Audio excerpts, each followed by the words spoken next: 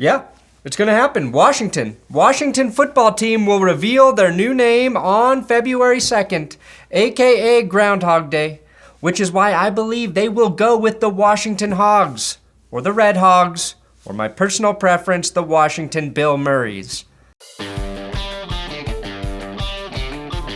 Welcome back to another episode of Odd Man Sports, a sports comedy show that's roughly as long as a Joe Judge rant, and not nearly as funny. I am your host, Brandon Perna. I'm also the host of That's Good Sports, another show on YouTube. I'm also hosting a computer server so snowboarders can upload and store all their helmet GoPro footage so not a minute of that goes to waste. And while I can't guarantee this week's show will be as compelling as that POV footage of you shredding the gnar, here's what's in store. Some Antonio Brown insights you haven't heard, including why AB might be a better fit for SeaWorld, why Gronk should be forced to actually join the military, and why Tyrann Mathieu's nomination for the Walter Payton Man of the Year award gave me the best idea for the next Washington football team name. Dinks and dunks. Well, NFL Week 17 is in the books, and somehow we're still not done and into the playoffs. The NFL regular season is starting to feel like that Texas Roadhouse Buttered Roll Challenge, in that it started out full of anticipation and excitement, and now it just kind of feels like this. Between the wall-to-wall NFL and college bowl games, I actually started watching golf highlights of Charlie Woods, just as a palate cleanser. Have you seen this kid? He's amazing. If we only had a reference to how the single-minded pursuit of golf perfection as a desperate attempt for the affection of a flawed and distant father might turn out. Oh, right. Shifting to the NFL, it's been roughly 72 hours since Antonio Brown went full Magic Mike at the Meadowlands, iconically ending his career as a Buccaneer. Or not, because he's technically still on the team.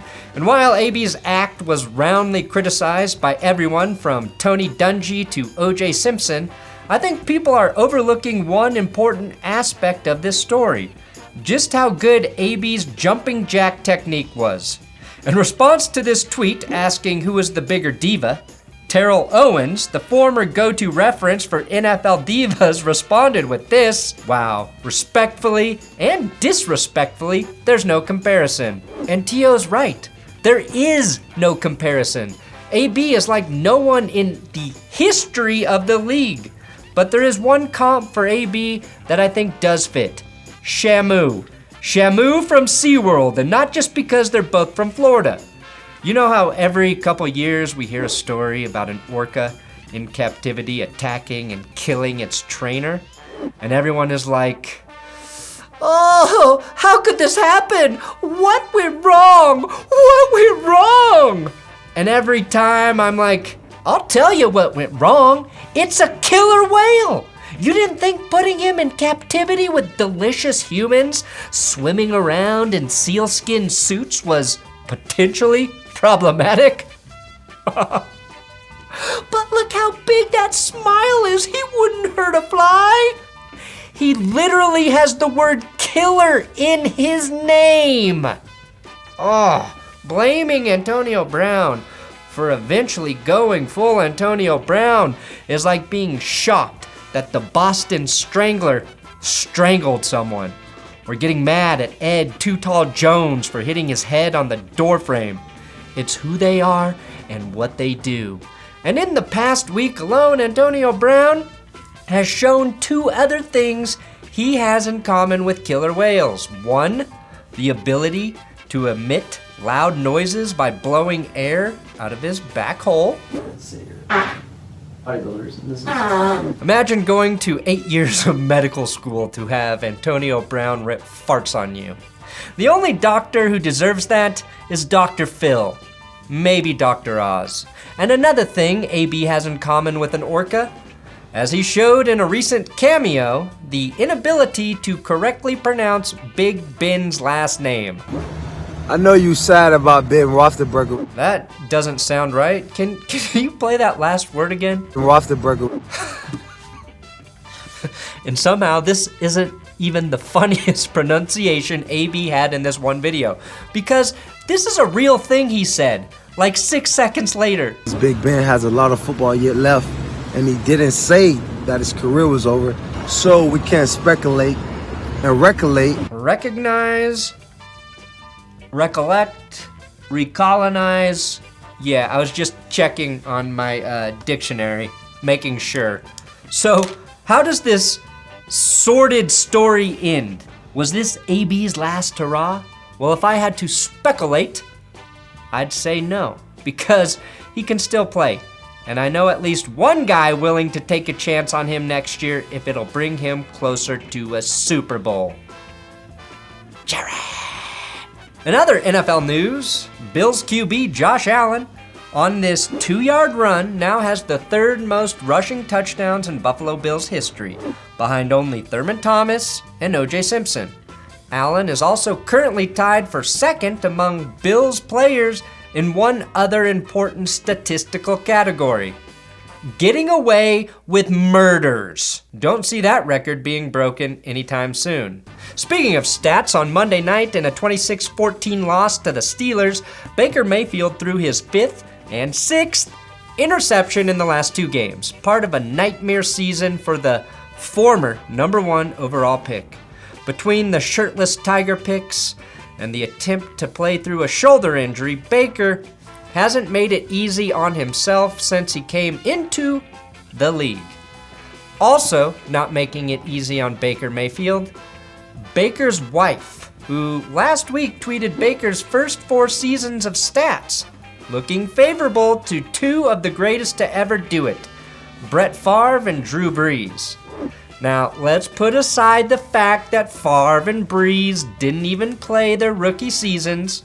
Modern QB statistics also have nothing in common with previous eras.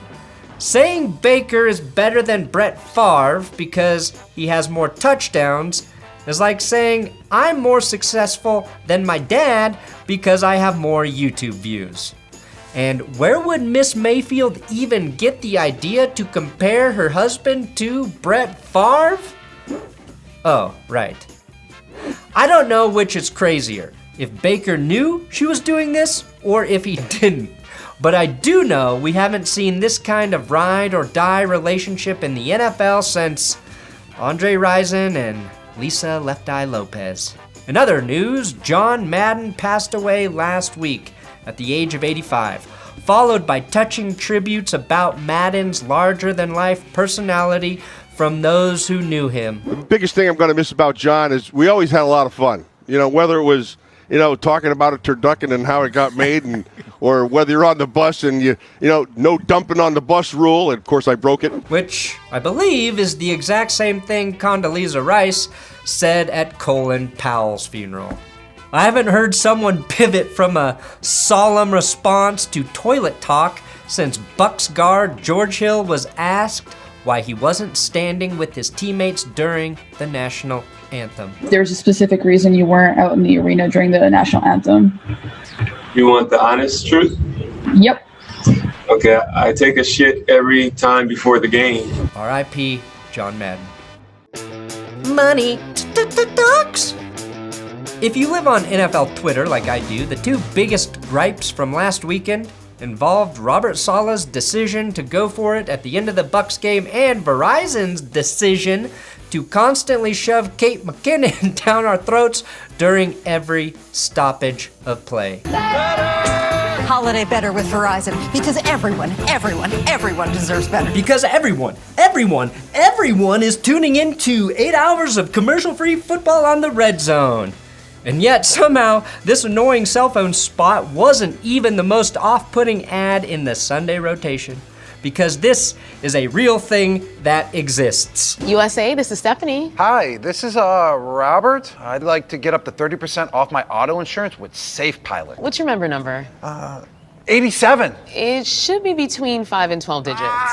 Busted. This is Super Bowl champion Rob Gronkowski. I'm not a member. Mr. Gronkowski, USAA is for the military community and their families. Gronk disguising himself as ex-military in an attempt to score discounted auto insurance? Honestly, AB is a better fit for that role when you think about it. But put aside the fact that a millionaire athlete posing as someone else for a lower rate is already a weird concept. But stolen valor Gronk? That's just not right. Like the time Bill Belichick tried out some of Gronk's stolen 69 material. I mean, it's similar to Solder. I think both guys are around 6'9". Nice, Bill. Less nice, at the end of this 30-second spot, Gronk gets caught attempting to impersonate another normally hands-off group, the mentally challenged. Mr. Gronkowski, USAA is for the military community and their families. That's what makes us special. Oh, but I'm special. Now, I don't want to read too much into Gronk's role in all of this, because the odds Gronk read the script ahead of the shoot are probably lower than the Bucks plus 900 Super Bowl odds. And Gronk has been transparent about his lack of discernment when it comes to endorsements and commercials. How do you decide what to invest in or what to loan your name to the businesses that you get involved with? What's your process there? I'm gonna be straight up honest. You just want to get paid. You just want to make money. You don't even care what the product is. Which is one of the many reasons I'm different than Gronk, because my other show, That's Good Sports, is sponsored by a man groomer, a product I actually use. Because if this is going on up here, you don't even want to imagine what's happening under the desk. Odd man out. It appears Aaron Rodgers, after last Sunday's 29 of 38 and 2 tutty performance, is set to be named this year's MVP. But there's another NFL award which has yet to be determined. The league's most prestigious honor, excellence on and off the field, the Walter Payton Man of the Year Award. As we speak, the leading vote getter for the award is Chief Safety Tyrann Mathieu, which I have to admit I found a little surprising, considering the award is voted on by the fans. And if memory serves, earlier this year, Mathieu called Chiefs fans, quote, the most toxic in all of sports. Reportedly told Titans fans to, quote, go sit on a dick, and routinely gets into it with people on Twitter, including not too long ago telling a fan who criticized his play to, quote, drop your location and I'll pull up on your soft ass. And while none of these things mean Tyrann Mathieu is a bad guy, necessarily, I find it kind of hard to believe that of the 1,700 players on the active NFL rosters this year, that he's the best guy. But I guess to be sure, we'd have to look at some of his fellow nominees who he's ahead of. Washington defensive end Jonathan Allen is known as one of the best defensive players in the league. And for the second time in his career, Allen earned Washington's nomination for the Walter Payton NFL Man of the Year Award. Jonathan Allen. Why does that name sound familiar? Oh, because this Man of the Year nominee, seen here handing out a turkey in slow motion next to teammate Daron Payne, is the same guy seen here sucker punching that same Daron Payne in the face 2 weeks ago. And while Allen's personal off-the-field efforts are to be applauded, I think it's also important to recognize some of the great contributions his team made this year as well. The Washington Football Charity Foundation is covering the cost at a few area black-owned laundromats as part of its Loads of Love campaign. Loads of Love? Probably a better name for Philip Rivers' charity, but undoubtedly a worthy cause nonetheless. So what could these laundromat owners expect from the football team's outreach? Local business owner said his jaw dropped when he got a phone call from someone named Alex Smith with the Washington football team. I mean, how cool is this? 1 minute you're running a small coin-operated laundromat, And the next minute, former Washington starting QB Alex Smith is online too. Well, it wasn't the former Washington QB, but it was someone named Alexandra Smith who works with the football team's charitable foundation. Oh, well, it is Dan Snyder's team, so I'm sure the charitable gifts were extremely generous and impressive. Lorraine is homeless. When she walked into Columbia Pike Laundry, the owner surprised her. The cost of the laundry she got for free was minuscule. The value of an unexpected blessing, immeasurable. Wow, $1.25 for a homeless woman?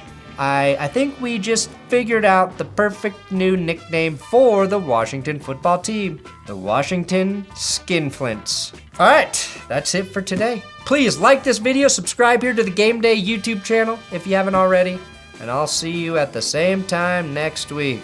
Odd Man Sports. It's in the game.